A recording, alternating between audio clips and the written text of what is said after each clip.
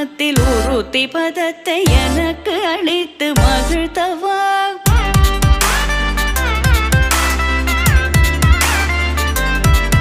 ஒரு தனித்த வனத்தில் அனைத்து எனக்கு உணர்ச்சி கொடுத்து முகிழ்த்தவா.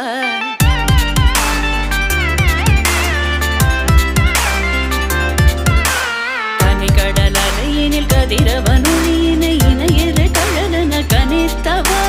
கதறி மனமுருக நான் அழைக்கவோ இதர மாதருடன் நீ கழிக்கவோ.